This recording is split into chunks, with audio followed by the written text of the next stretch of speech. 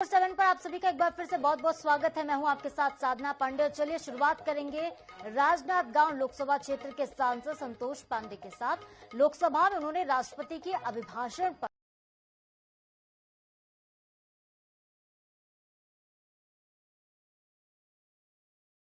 धन्यवाद प्रस्ताव की चर्चा में भाग लिया, जहां उन्होंने नेता प्रतिपक्ष राहुल गांधी के हिंदू हिंसक हैं वाले बयान पर जमकर हमला बोला।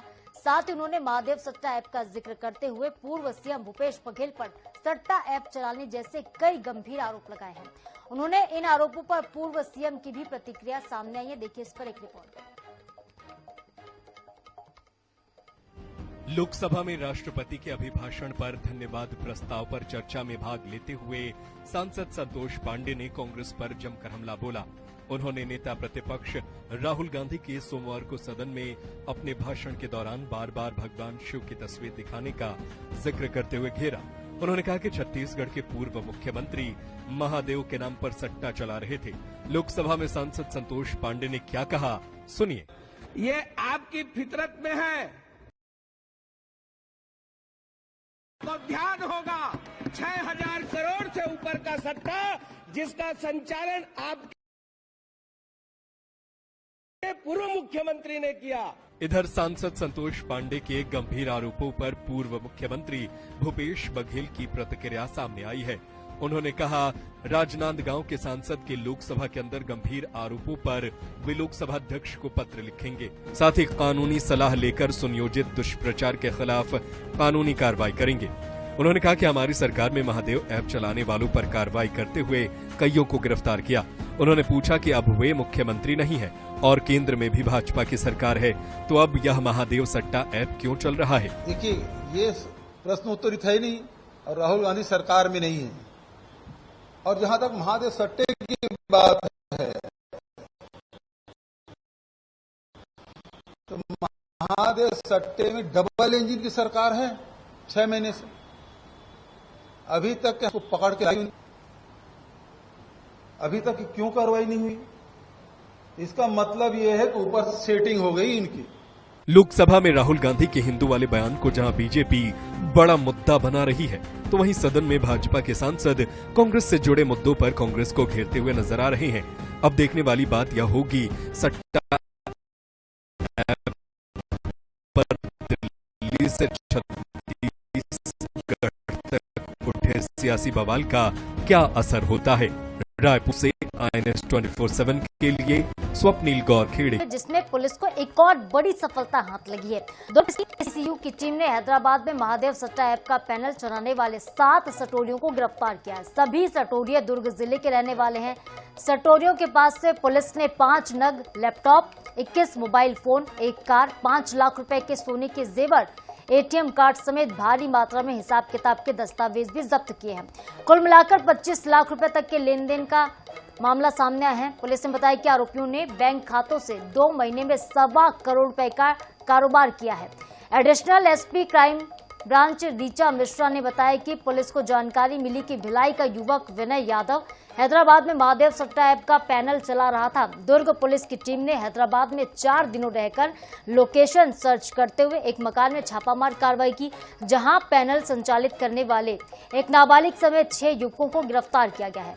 एडिशनल SP ने यह भी बताया कि दुर्ग क्राइम ब्रांच की टीम तेलंगाना के गच्ची बाउली में भिलाई निवासी सुजीत साव को पकड़ने के लिए पहुंची थी। आरोपियों को फिलहाल ट्रांजिट रिमांड पर लेकर दुर्ग लाया गया है।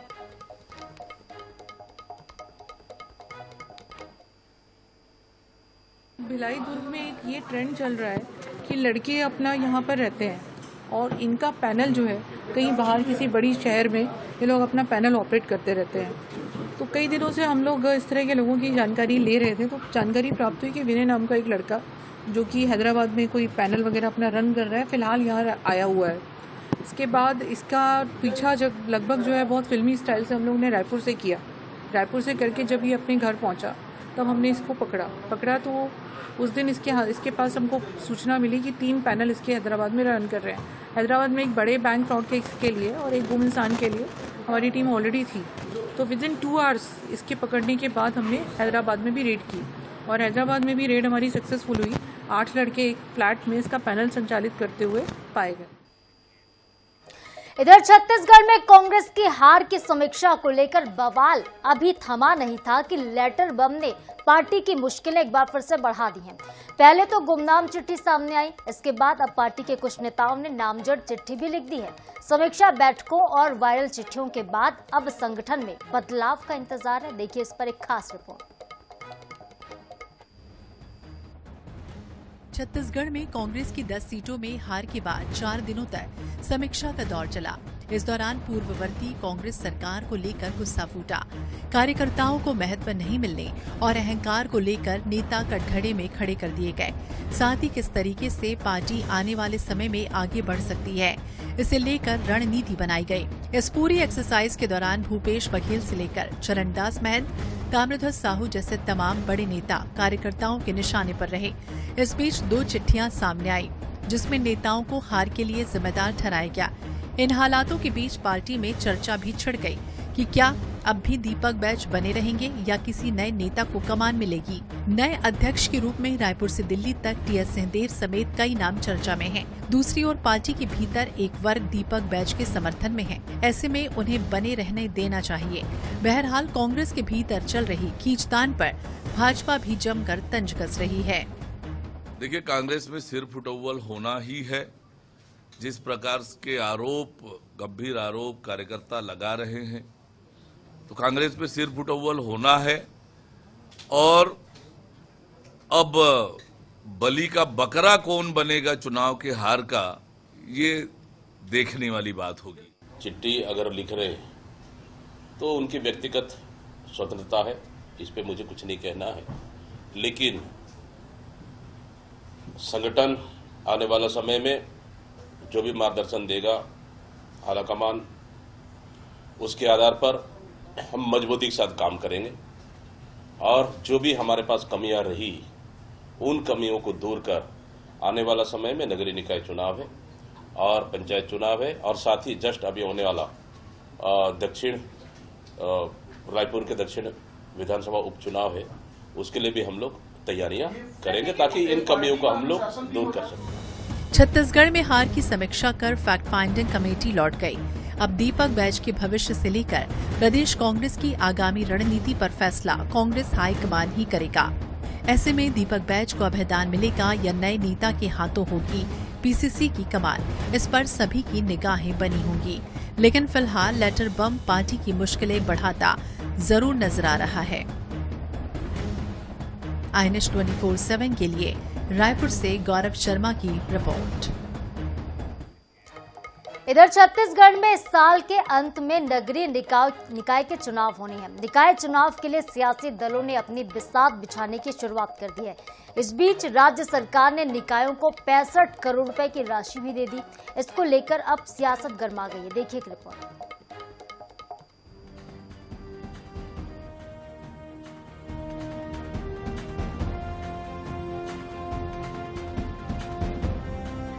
छत्तीसगढ़ में अक्टूबर या नवंबर में नगरीय निकाय चुनाव हो सकता है। निकाय चुनाव के ठीक पहले राज्य सरकार ने 166 नगरीय निकायों के लिए 65 करोड़ 72,24,500 रुपए की राशि बतौर पार्षद निधि स्वीकार की है। नगरीय निकाय चुनाव के ठीक पहले स्वीकृत की गई राशि पर अब सियासत तेज हो गई है। निकायों पर नजर। 166 नगरीय निकाय को 65.72 करोड़ रुपए की पार्षद निधि आवंटित। 14 नगर निगमों को 21 करोड़ 96 लाख रुपए जारी। 44 नगर पालिकाओं को 19 करोड़ 46 लाख रुपए दिए। प्रदेश की 108 नगर पंचायतों को 24 करोड़ 30 लाख रुपए जारी। पार्षद निधि की शेष 50% राशि जारी की गई। रायपुर, भिलाई और बिलासपुर निगम को 2 करोड़ 10 लाख रुपए। बिरगांव, धमतरी, रिसाली, भिलाई, चरोदा, चिरमिरी को 1 करोड़ 20 लाख रुपए। जगदलपुर, रायगढ़, अंबिकापुर नगर निगमों को 1 करोड़ 44 लाख रुपए जारी। दुर्ग नगर निगम को 1 करोड़ 80 लाख, राजनांदगांव को 1 करोड़ 53 लाख रुपए, कोरबा नगर निगम को 2 करोड़ 1 लाख रुपए की पार्षद निधि आवंटित। उप मुख्यमंत्री पार्षद निधि से वार्डों के विकास का दावा कर रहे हैं। वहीं कांग्रेस का आरोप है कि चुनाव देखकर राशि स्वीकृत की जा रही है। पीसीसी चीफ इसे ऊंट के मुंह में जीरा बताने से भी नहीं चूक रहे हैं। देखिए, इससे पहले भी नगरीय निकाय के लिए हमारी सरकार में, कांग्रेस की सरकार में पैसे की कहीं कमी उन्हें नहीं दी। हम लोगों ने पार्षद निधि बढ़ाए और उनकी मानदेय बढ़ाए और शहर विकास के लिए हमारी सरकार ने कहीं कोई कमी नहीं की। सिर्फ शहर ही नहीं, गांव के लिए भी आप देखेंगे तो वार्ड पंच से लेके जिला पंचायत तक का हमारी सरकार में सबको फंड्स और मानदेय बढ़ाए थे। हमारी सरकार में कहीं कोई कमी नहीं की थी। नगरीय निकायों में मूलभूत सुविधा बढ़ाने के लिए, नगरीय निकायों के विकास के लिए राशि उपलब्ध करा रहे हैं। अब तक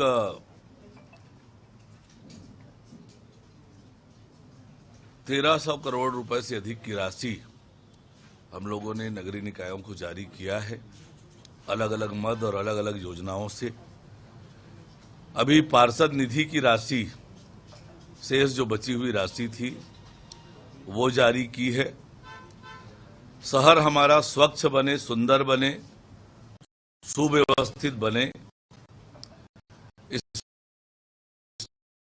लिए लगातार योजना बनाकर हम काम कर रहे हैं। छत्तीसगढ़ के नगरीय निकाय चुनाव के ठीक पहले आपका दाव किससे लाभ पहुंचाएगा और किसकी मुश्किलें बढ़ेगी, यह देखना भी दिलचस्प होगा। रायपुर से INS 24/7 के लिए गौरव शर्मा की रिपोर्ट। इधर छत्तीसगढ़ के कई जिलों में मार्च और अप्रैल से हुई बेमौसम बारिश के कारण सैकड़ों किसानों की फसलें बर्बाद हो गई हैं, लेकिन प्रभावित किसानों को अब तक मुआवजे की राशि नहीं मिल पाई है। किसान अब कलेक्टर ऑफिस के चक्कर काट रहे हैं।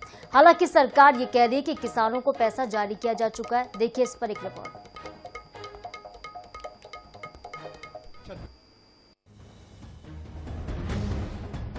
छत्तीसगढ़ के किसान इन दिनों परेशान चल रहे हैं। कारण है बेमौसम बारिश से हुई फसल की क्षति का मुआवजा नहीं मिलना। दरअसल मार्च अप्रैल में हुई बेमौसम बारिश से सबसे अधिक दुर्ग, बालोद, कवर्धा और बेमेतरा के किसानों की फसलें खराब हुई थी। इस दौरान करीब 29 करोड़ रुपए जारी कर कुछ किसानों को मुआवजा बांट दिया गया था, लेकिन बाद में जब जिलों से मंत्रालय को सर्वे रिपोर्ट मिली तो करीब 1.5 लाख किसानों को 150 करोड़ रुपए मुआवजा देना शेष पाया गया। अब किसान बची हुई राशि का भुगतान करने की मांग कर रहे हैं। मसला किसानों से जुड़ा है तो इस पर जमकर राजनीति भी हो रही है। कांग्रेस इसे लेकर राज्य सरकार पर तीखा हमला बोल रही है, जबकि सरकार का कहना है कि अप्रैल में सभी जिलों को 29 करोड़ रुपए जारी किए जा चुके हैं।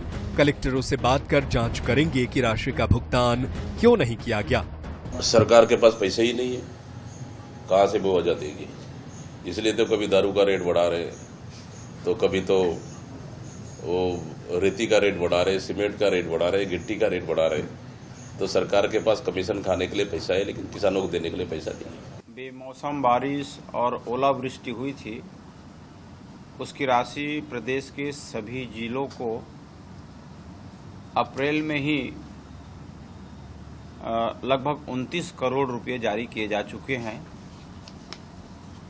और जिन किसान का सर्वे हुआ होगा, जिनका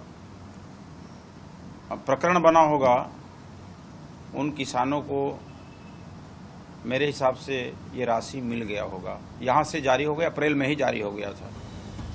अनुमान है कि बेमौसम बारिश से करीब 1.5 लाख किसानों को नुकसान हुआ है।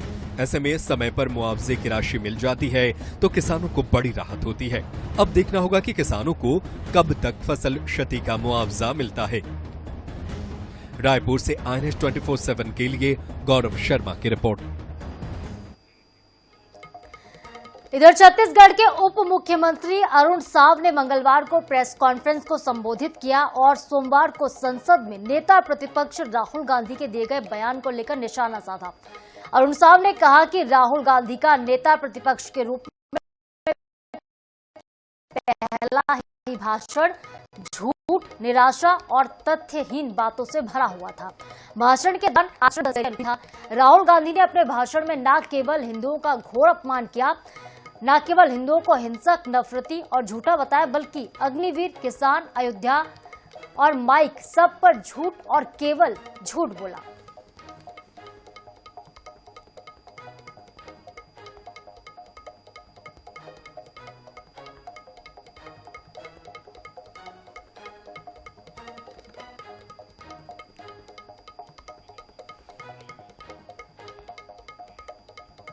खबर अगली रायगढ़ से। चक्रधर नगर इलाके में ओम ज्वेलर्स के स्टाफ से बाइक सवार 2 बदमाशों ने 30 लाख रुपए के ज्यादा के गहने लूट लिए हैं। बताया जा रहा है कि बाइक सवार 2 नकाबपोश युवक घात लगाकर पहले से बैठे थे।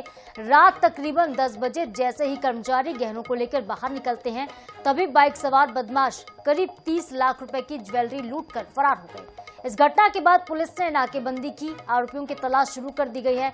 मामले में पुलिस ने जिले के सभी थानों को अलर्ट कर दिया है।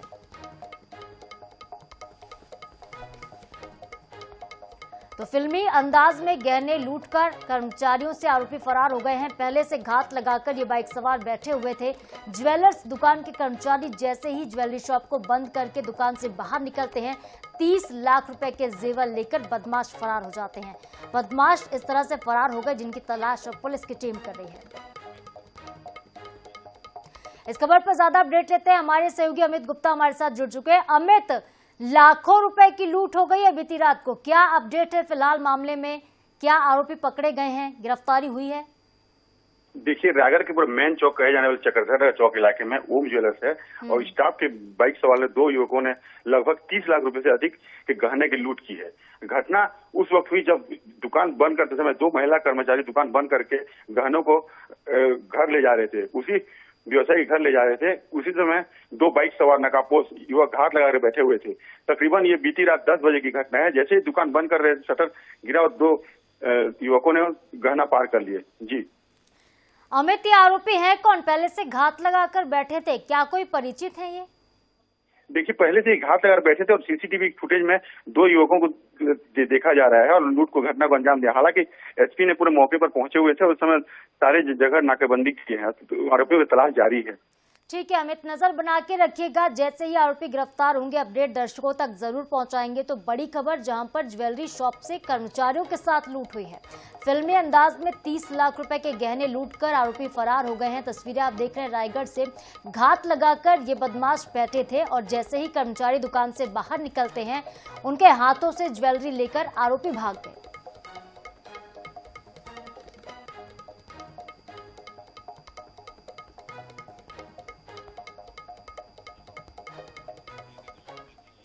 तो देखिए, बड़ा मामला रायगढ़ से और लूट का सीसीटीवी फुटेज आप देखिए। ये एक्सक्लूसिव फुटेज सिर्फ और सिर्फ INS 24/7 आपको दिखा रहा है किस तरह से ये लूट हुई है। बाइक सवार बदमाश दुकान के बाहर खड़े थे। तस्वीरों में एक बार फिर से आप देखिए, ये महिला कर्मचारी दुकान से निकल रही हैं, सामने से बाइक सवार बदमाश आते हैं जो इंतजार कर रहे हैं। देखिए, आप तस्वीरों में साफ तौर पर नजर आ रहा है, ये बाइक सवार वहां पर बैठा हुआ था, दूसरा शख्स बाइक पर बैठता है और दोनों कर्मचारियों के पास पहुंचते हैं और जो ज्वेलरी से भरा बैग है वो लेकर भाग जाते हैं। यह पूरी घटना दुकान के बाहर लगे सीसीटीवी कैमरे में कैद हुई है। रेकी कर रहे थे आरोपी, एक आरोपी बाइक पर बैठा था, दूसरा आरोपी बैग छीनकर पीछे से आता है और महिला कर्मचारियों के हाथ से बैग लेकर ये दोनों ही आरोपी फरार हो जाते हैं।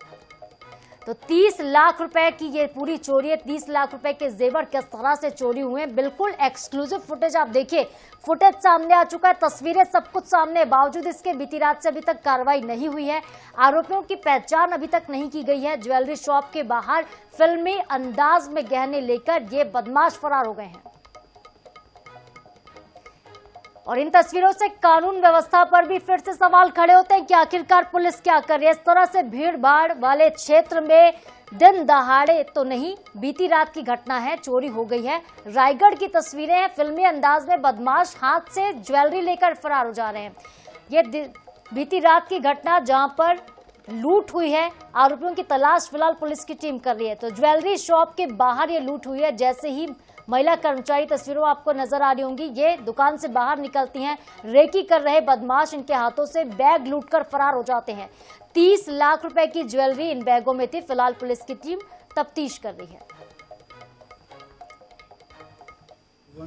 दुकान बढ़ा रहे थे, एक थैला ये लड़की लोग लेके आती है रोज की तरह जी, तो बढ़ाने से पहले ये लोग अपना लेके निकले थी जी, सरला मिला के ठीक सामने जी, ये धाक लगा के बैठे थे जी, 2 जने अपने एक लड़की का अपना बाल टाइप का पकड़ा, और अपना उसको थोड़ा सा खींचा टाइप का। अच्छा। और उसके बाद ये थैला लेके लूट के मोटरसाइकिल में अपना फरार हो गए। उसमें से 3-4 ट्रे ऊपर जो थी वो गिर गई, डिस्प्ले ट्रे का थैला था जी।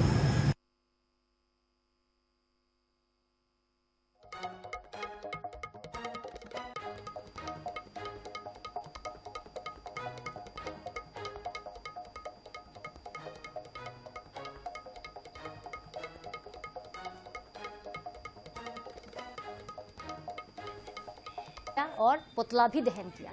इसके साथ ही इस बुलेटिन में भी फिलहाल इतना ही, लेकिन ताजा अपडेट्स के लिए आप लगातार बने रहिए INS 24/7 के साथ। नमस्कार।